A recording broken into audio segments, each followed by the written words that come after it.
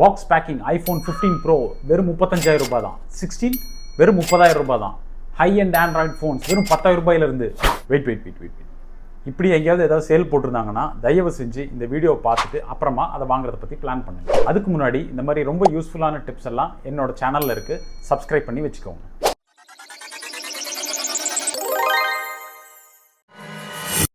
First, இந்த மாதிரி sale போடுற ஃபோன்ஸில் 99.9% ஃபோன்ஸு கண்டிப்பாக ஃப்ரெஷ் ஃபோன்ஸ் கிடையாது. எதுக்கு இத்தனை எப்படி இல்ல எப்படிப்பா இந்த மாதிரி ஃபோன்ஸை விற்கிறதுக்கு என்னவெல்லாம் சமாளிக்கிறாங்கன்றத ஃபர்ஸ்ட் பார்ப்போம். போய் ஒன்று, இது இம்போர்ட்டட் ஃபோன் சார். அப்ராடில் ஒரு 1 லட்ச ரூபா ஃபோனை அதிகபட்சமாக 70,000க்கோ 80,000க்கோ டிஸ்கவுண்ட்லேயோ இல்லை டேக்ஸ் ரிடம்ஷன்லையோ வாங்கினா கூட 30,000க்கும் 40,000க்கும் உங்களுக்கு எப்படி நஷ்டத்தில் கொடுப்பாங்க. போய் 2, இது டெமோ ஃபோன் சார். இந்த டெமோ ஃபோன் கதையெல்லாம் நான் ஏற்கனவே ஒரு வீடியோவில் போட்டிருக்கேன். கமெண்ட்டில் ஃபர்ஸ்ட் லிங்க்கில் இருக்குது, அதை செக் பண்ணி பாருங்கள். இப்போ இது என்ன வகையான ஃபோனு சொல்லுப்பா. இது புது ஃபோனாக இருந்தால் அவங்ககிட்ட கண்டிப்பாக இந்த ஃபோனோட பர்ச்சேஸ் இன்வாய்ஸ் இருக்கும், அதை கேட்டு செக் பண்ணி பாருங்கள். இல்லை நான் இந்த மாதிரி ஃபோன்ஸை கிரெடிட் கார்டில் வாங்கிட்டு அந்த கிரெடிட் கார்டோட இஎம்ஐயை கட்டாமல் இந்த ஃபோனை உங்கள் தலையில் கட்டிடுவாங்க. இது அஃபென்ஸ்.